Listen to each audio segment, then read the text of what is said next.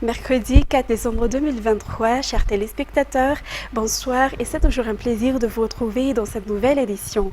Dans les informations de ce jour, 3 mois après le lancement officiel de la refonte totale de la liste électorale, le nombre des électeurs recensés est de 8 millions selon la CENI aujourd'hui. Quant à la date des élections, elle est déjà définie selon la Constitution. Ainsi, les déclarations selon lesquelles il n'y aura pas d'élection cette année sont fausses.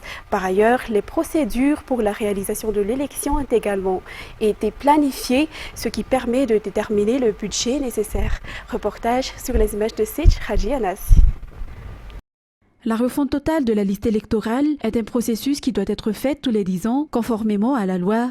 Et la campagne a débuté en septembre 2022. Durant ces 3 mois, le nombre des électeurs est de 8 millions, soit 60% du nombre total des électeurs estimés selon Soavandia Martavk. Ces chiffres ont été obtenus grâce aux 5000 agents recenseurs qui ont effectué des porte-à-porte auprès de chaque fontaine.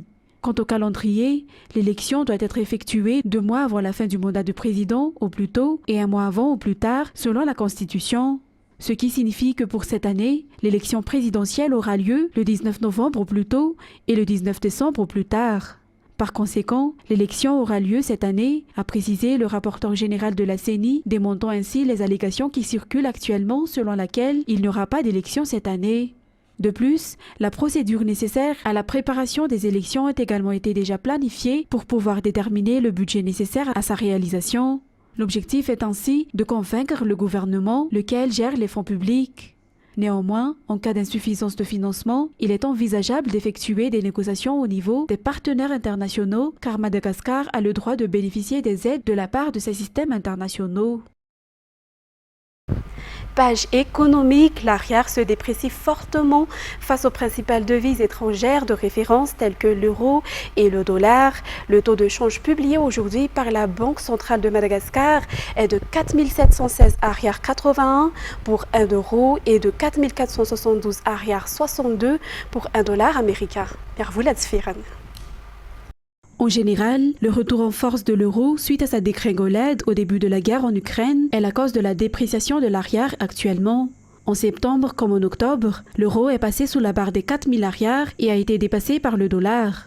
Mais l'inversion de la politique monétaire de la Banque centrale européenne à partir de juillet, notamment avec l'augmentation progressive des taux d'intérêt et le soutien aux dépenses publiques et la consommation des ménages et de l'entreprise, a eu de bons résultats. Par ailleurs, la dépréciation de l'arrière va renforcer l'inflation selon les prévisions des économistes malgaches. Le ministère de l'économie et des finances l'a également prédit dans la loi de régulation monétaire de 2023. L'importation durant la période des fêtes de la nativité et de fin d'année a également aggravé la situation de notre monnaie nationale.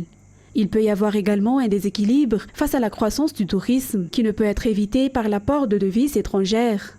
Selon les économistes, il est temps que le gouvernement adopte une politique monétaire efficace pour stabiliser les prix et pour soutenir la croissance économique et contrôler le taux de change.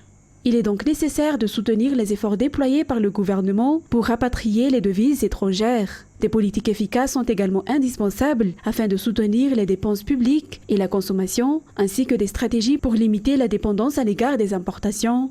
Tout cela dépend notamment de la nécessité d'une stabilité à long terme dans le pays afin d'obtenir de bons résultats économiques. Ensuite, Madagascar est le premier pays exportateur de girofle au monde en 2022, selon un rapport du ministère de l'Industrie, du Commerce et de la Consommation et publié par l'IDBM. Près de 27% du girofle sur le marché mondial provient de Madagascar, selon ce rapport. Chaque année, entre 30% et 50% du girofle sur le marché mondial provient de Madagascar. Toujours avec Miar Vouletsferen. Madagascar produit 57,9% de girofle du marché africain en 2020 et 13% du girofle du marché international. Pour l'année 2022, la production de girofle de Madagascar a atteint 40 000 tonnes. En 2021, nous avons exporté 21 164 tonnes de girofle qui ont rapporté plus de 120 millions de dollars à l'économie nationale. La production de girofle a rapporté jusqu'à 224 millions de dollars pour l'année 2022.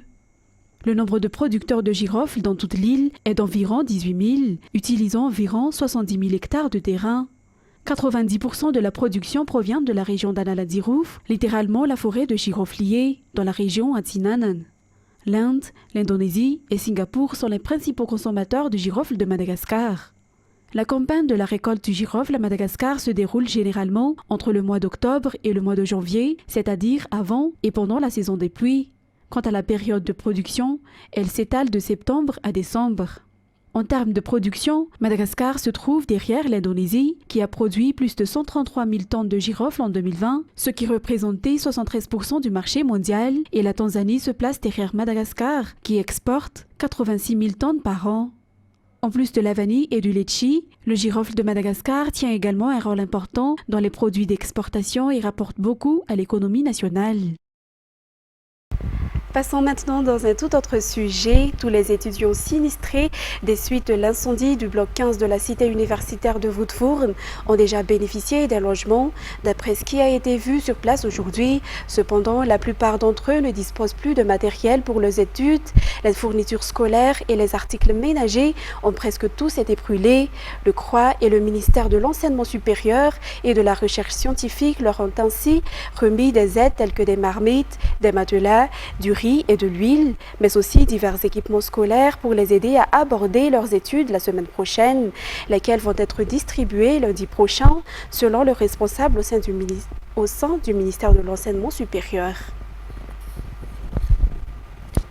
Le nombre de sources d'eau dans le parc Montagne d'Ambre, région de Diana, a diminué jusqu'à 76% en raison de la pression qui est exercée selon les agents qui y travaillent.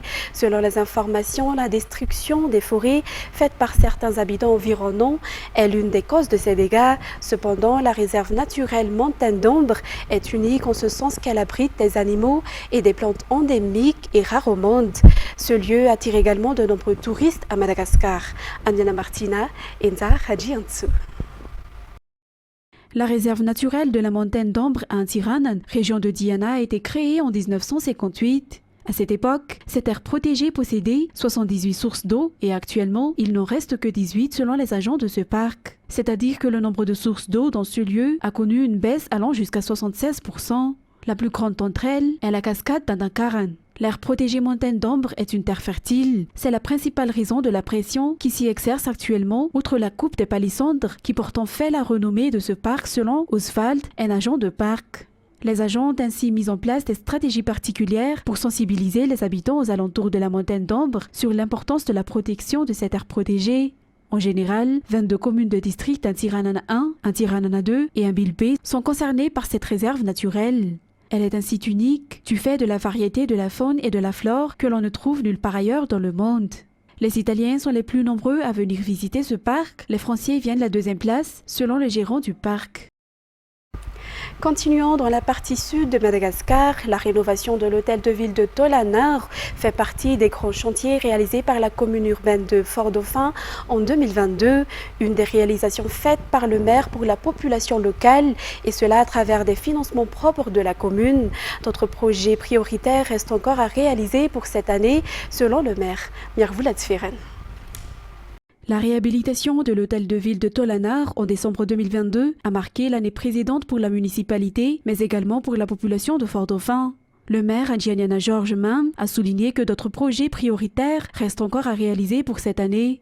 Nombreux d'entre eux sont en cours car les travaux sont inscrits dans le cadre de la redevabilité à la population. Le coût total de la rénovation de l'hôtel de ville, par exemple, s'élève à 216 millions d'ariars sur financement propre de la commune.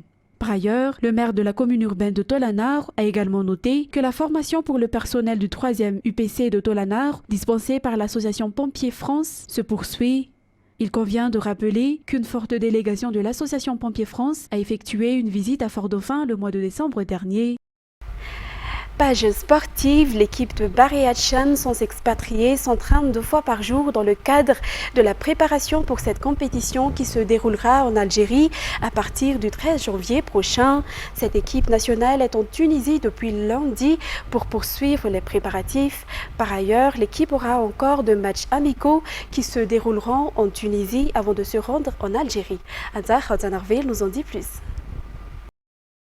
Les 23 joueurs qui font partie de l'équipe nationale Baré à Madagascar sans expatriés continuent leur préparation en Tunisie avant de commencer le Tchan en Algérie le 13 janvier prochain. Ces préparatifs en Tunisie sont les derniers pour l'équipe qui s'entraîne 2 fois par jour, le matin à 9 h et l'après-midi à 18 h. Les Barrias disputeront 2 matchs amicaux face aux Diables Rouges du Congo-Brazzaville et contre le MENA du Soudan, respectivement le vendredi 6 janvier et le lundi 9 janvier. Après ces 2 derniers matchs tests, la délégation malgache se rendra en Algérie pour participer au championnat d'Afrique des Nations ou Tchad 2022. Les matchs pour le groupe C, qui regroupe le Barria de Madagascar, le Ghana, le Maroc et le Soudan, se déroulent dans le stade de la ville de Constantine.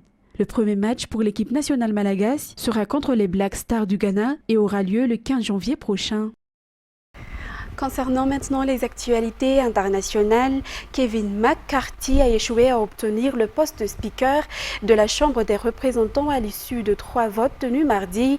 Les radicaux trumpistes du Parti républicain se sont rebellés, provoquant une tourmente interne au moment même où le parti prenait le contrôle de la Chambre basse du Congrès américain.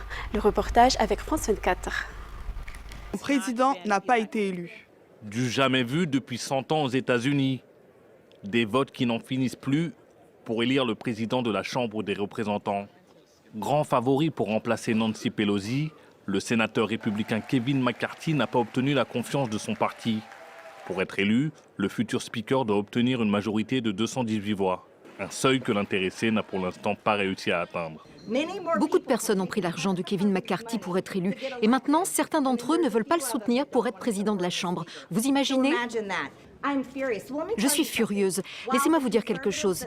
Les conservateurs que la base soutient et en qui ils croient ne sont pas parfaits non plus. Certains y voient la main de Donald Trump. En cause, 19 élus proches de l'ex-président qui ont décidé de ne pas voter pour McCarthy. Bien qu'il soit dans une situation délicate, Kevin McCarthy n'a pour l'instant pas de concurrent crédible. Mais cet affront illustre la division au sein du Parti conservateur, alors que le président de la Chambre des représentants est le 3e personnage le plus important de la politique américaine, après le président et le vice-président. Ensuite, depuis plusieurs semaines, le temps d'attente dans les services d'urgence a atteint des records au Royaume-Uni en raison d'une vaste crise du système de santé aggravée par la pandémie de Covid-19. France 24.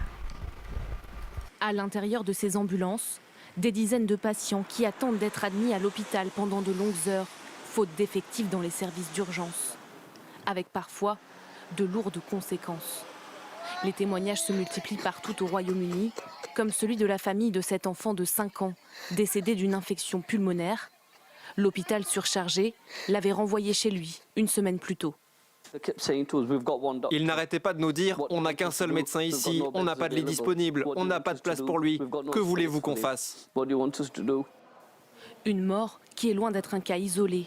Selon des estimations, ces retards de prise en charge aux urgences causeraient 500 morts supplémentaires chaque semaine au Royaume-Uni. Une situation inédite que déplorent les médecins britanniques. On ne peut pas soigner correctement dans un couloir, sur un parking d'hôpital ou dans des services d'urgence débordés. Surtout quand on n'a pas le personnel nécessaire pour prendre soin des patients. Et c'est ce qui se reflète avec toutes ces morts évitables. Le ministère de la Santé assure que la pression hospitalière est due aux épidémies de grippe et de Covid. Les médecins, eux, évoquent plutôt un manque d'investissement à long terme dans le système de santé britannique. Et pour terminer cette édition, les funérailles de Pelé se sont achevées mardi par un hommage du président Lula, puis un cortège jusqu'à sa dernière demeure, un mausolée situé dans un cimetière vertical de la ville, de quoi rassurer les Brésiliens sur l'héritage du roi du football. Reportage sur les images de France 24. Recouverte par les drapeaux du Brésil et du club de Santos, la dépouille de Pelé entame son dernier trajet dans les rues de cette petite ville portuaire qu'il a vu devenir une icône. Pour cette ultime procession, son cercueil a été hissé sur un camion de pompiers.